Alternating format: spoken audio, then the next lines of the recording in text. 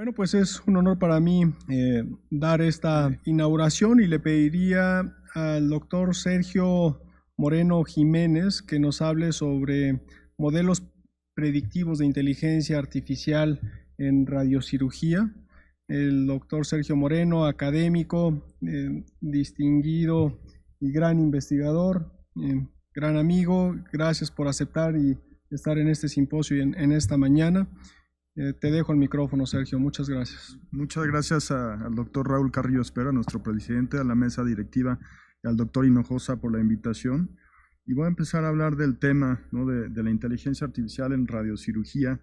Y antes que nada, pues comentar un poco de dónde viene la radiocirugía, ¿no? La radiocirugía es una subespecialidad de la neurocirugía, en donde se aplica radiación ionizante de alta energía con altas dosis, pero se utilizan con técnicas de alta precisión, ¿no?, como es la estereotaxia, que normalmente la utilizamos en quirófano, o la radiocirugía guiada por imagen, ¿no? Y además es una subespecialidad en donde se conjunta tanto neurocirugía como radiooncología para la administración de estos tratamientos. Vamos a ir viendo pues cómo se ha ido introduciendo la inteligencia artificial en este tema pues ya desde hace varios años. ¿Cuáles son los fundamentos de esta inteligencia artificial? Pues hay que ver que el crecimiento de la inteligencia artificial es exponencial explosiva, ¿no? ¿Qué quiere decir esto? Aquí vemos, por ejemplo, si tuviéramos una persona infectada y que va contagiando a 3 personas cada día, pues puede hacer una curva, ¿no?, exponencial, como lo vemos ahí, de crecimiento. Pero si nosotros comparamos esa curva de crecimiento de infección contra la curva del crecimiento de la inteligencia artificial y el rendimiento electrónico, pues vamos a ver que es mucho más alta este último crecimiento. Y eso es lo que nos ayuda a entender un poco cómo pues, hace muchos años ya había expertos, ¿no?, que tenían muchas ideas de cómo utilizar las máquinas y las computadoras para simular lo que hace el humano, pero el rendimiento electrónico no era suficientemente potente, no había computadoras que soportaran todo lo que se les exigía. Y es algo que actualmente ya se puede hacer. Hay que también comparar un poco, por ejemplo, cómo es el conocimiento de esta inteligencia artificial. Y pongo esta tabla en donde hasta arriba pongo la anatomía, que es a lo mejor lo que más conocemos todos nosotros. Si yo quiero estudiar anatomía, pues la acumulación del conocimiento es alta, la retroalimentación es baja. ¿Qué quiere decir eso? Que si yo estudio hoy, por ejemplo, la anatomía del cerebelo y mañana estudio la anatomía de la médula espinal, pues probablemente lo que estudié antes no me sirve tanto para lo que estudio después. A eso se refiere con esa retroalimentación. La obsolescencia es muy baja porque la anatomía cambia poco y la curva de aprendizaje es lineal. Vamos aprendiendo de forma lineal.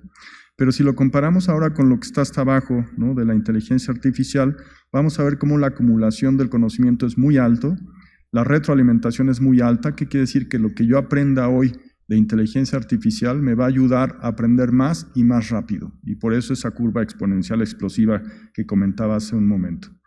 La obsolescencia es muy alta, ¿no? Las herramientas que usábamos hace un año pues ya son mucho mejores las que usamos en la actualidad y por eso hay que estar al día en cuanto al conocimiento de todas estas herramientas.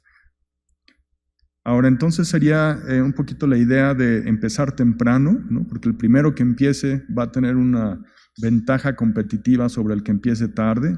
Hay que invertirle tiempo para el conocimiento de esta inteligencia artificial y también hay que aprender, ¿no?, a digitalizarnos, ¿no?, y lo que se llama la alfabetización en inteligencia artificial. Esta es una curva que nos ayuda a entender cómo el rendimiento informático pues, ha ido en crecimiento y por eso actualmente tenemos computadoras muy potentes que soportan pues, todos los algoritmos que se les exigen. Y aquí vemos un poquito el tiempo en alcanzar 100 millones de usuarios, ¿no?, por tecnología, y vemos cómo el teléfono móvil, por ejemplo, se llevó 16 años para llegar a 100 millones de usuarios.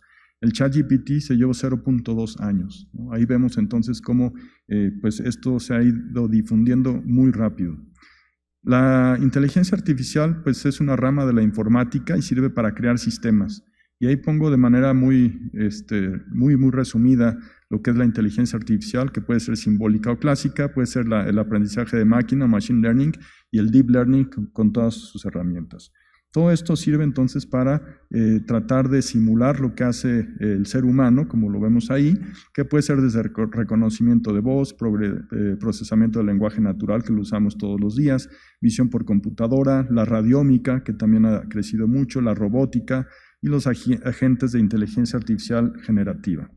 Todo esto pues tiene muchas técnicas que sirven para el desarrollo de todas estas aplicaciones. Algo muy importante es lo que llamamos el Big Data, ¿no? Porque eso es lo que va a alimentar cualquier algoritmo o proceso de inteligencia artificial, y si no tenemos ese Big Data, pues no tenemos realmente nada.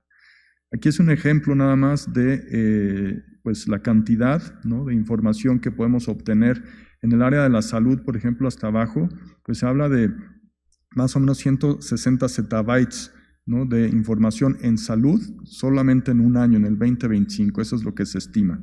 Esa es una gran cantidad de información y ahorita vamos a hablar un poquito más de esto. Entonces la materia prima de la inteligencia artificial es el Big Data, y ese Big Data tiene que cumplir ciertas condiciones, ¿no? Tienen que ser datos con grandes volúmenes, a gran velocidad, con gran variedad, y entonces hablamos no solamente de texto, sino de imágenes e incluso sonidos.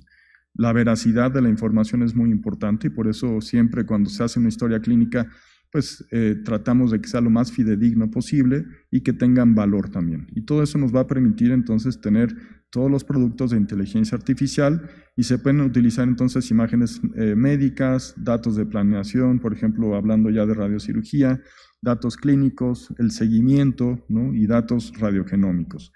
Todos estos Big Data o datos pueden ser estructurados, semiestructurados o no estructurados, y ahí pongo ejemplos, ¿no?, como pueden ser historias clínicas, pueden ser códigos, tablas de Excel, etcétera. Todo eso son datos que nosotros podemos, a través de un científico de datos, mejorar y entonces utilizar para alimentar nuestros algoritmos.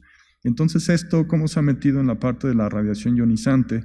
Pues en el proceso de la radiocirugía, pues desde que llega el paciente y tomamos la decisión de que este paciente se va a radiar, pues ya hay algunos algoritmos que nos ayudan a ver cómo pudiéramos pensar que va a responder este paciente ante una radiocirugía.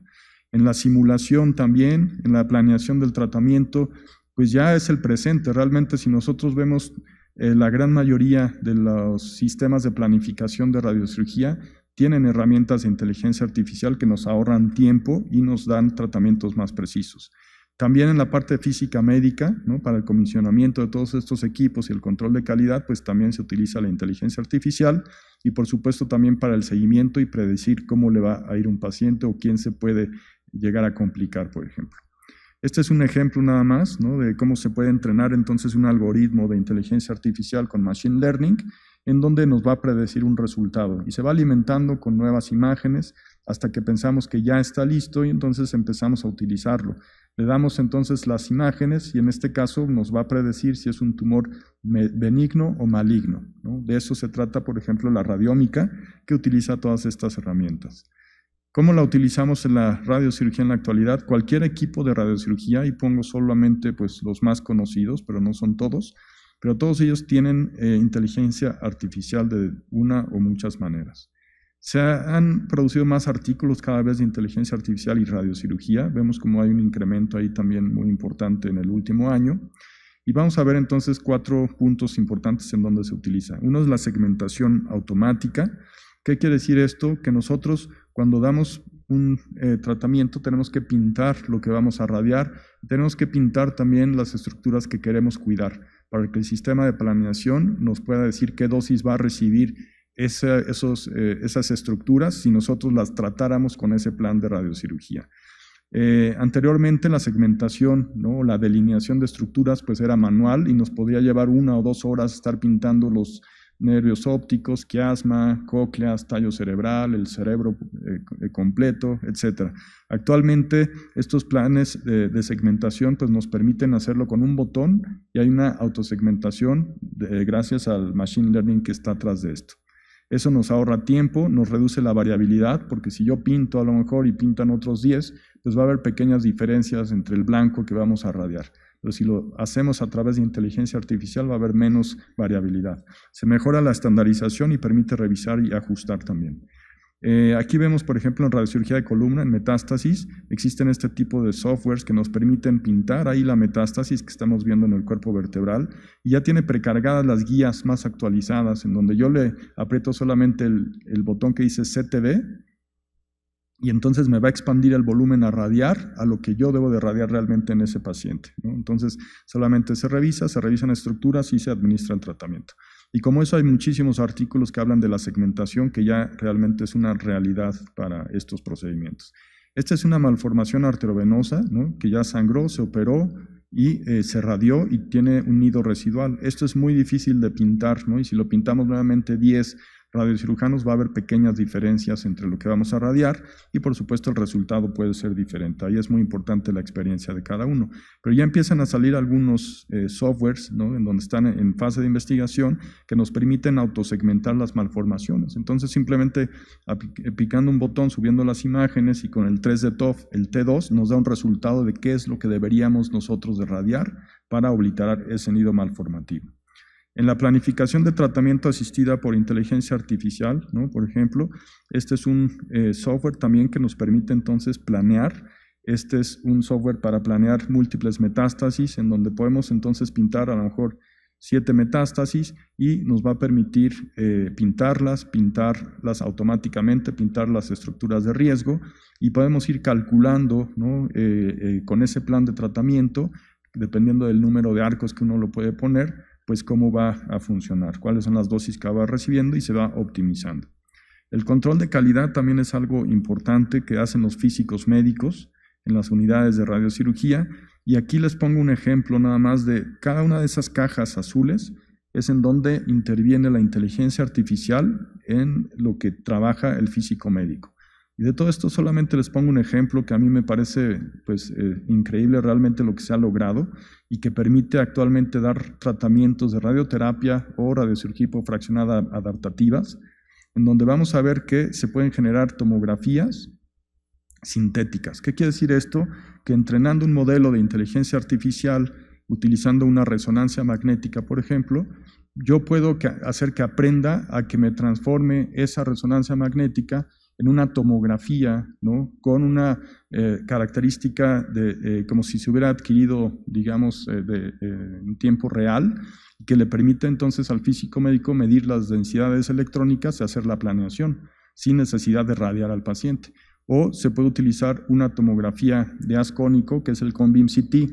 Cuando está el paciente durante el tratamiento, se aplica esta tomografía que es de baja energía, no se radia tanto el paciente como una tomografía habitual, y ese Conbeam CT, a través de estos algoritmos de inteligencia artificial, se puede transformar en una tomografía sintética con mejores características que nos mide mejor la densidad electrónica y nos permite entonces hacer cálculos dosimétricos.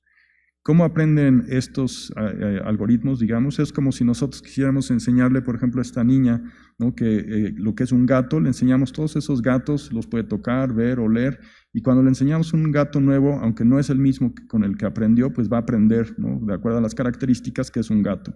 Es la misma forma de aprender de las computadoras, ¿no? Hay un algoritmo de optimización en donde hay muchas variantes, pero puede ser, por ejemplo, un aprendizaje supervisado y va aprendiendo, y si en lugar de esto le ponemos tomografías, resonancias, pues va a ir aprendiendo y nos puede ayudar incluso al diagnóstico. Ya casi para terminar, el pronóstico y personalización del tratamiento, ¿no? Vemos cómo esta parte de la radiómica nos permite diferenciar pacientes, ¿no? Que en principio parecieran muy similares, estos dos pacientes, ¿no? Con tumores, uno es hombre, el otro es mujer, pero la estirpe es exactamente la misma, la edad es muy parecida, pero uno vivió 3.7 años y el otro vivió menos de un año. Esto es la medicina de precisión exactamente, y se buscan los biomarcadores, ¿no? Que pueden ser por una biopsia líquida, por ejemplo, puede ser una biopsia del tumor, ¿no? Y buscar marcadores o estos biomarcadores. Pero hay una ventaja también que tienen los que se llaman drive biomarkers, que nos permite disminuir el riesgo del, digamos, el error por azar. Si yo tomo una biopsia del tumor, pues puede tener a lo mejor no es representativo del 100% del tumor, pero si yo hago esto con radiómica en las imágenes, vamos a ver que lo que vemos nosotros, el ojo humano, pues básicamente es la punta del iceberg, ¿no? Yo les puedo decir si ese tumor capta contraste o no, si es heterogéneo o no, si tiene edema perilesional o no. Pero hay una gran cantidad de números, ¿no?, que nosotros no vemos, pero que la máquina sí ve, y hay algunos softwares que nos dan hasta 800 o 1000 variables numéricas, y qué es lo que se encuentra abajo de esa punta del iceberg, y eso es la radiómica, y nos puede predecir entonces, como en este artículo de la doctora Chilaca, en su doctorado, pues tratamos de predecir algunos, digamos, biomarcadores por imagen de mutaciones en ciertos gliomas de línea media, ¿no? Y esto solamente a través de imagen sin necesidad de biopsia. Lo mismo en este otro artículo, tratar de diferenciar un cerebro normal de un cerebro con un glioblastoma. Para concluir, entonces, la inteligencia artificial es una herramienta presente, ¿no?, que transforma cada fase del proceso de la radioterapia y la radiocirugía, desde el diagnóstico, segmentación, planeación, verificación y control de calidad. Los algoritmos de aprendizaje profundo permiten una mejor precisión y eficiencia y han posicionado a la radioterapia dentro de la medicina de precisión. El papel del médico y del físico se está transformando, no se está sustituyendo, pero sí se está cambiando, y el futuro de la radioterapia y de la radiocirugía es adaptativa, predictiva y personalizada. Muchas gracias.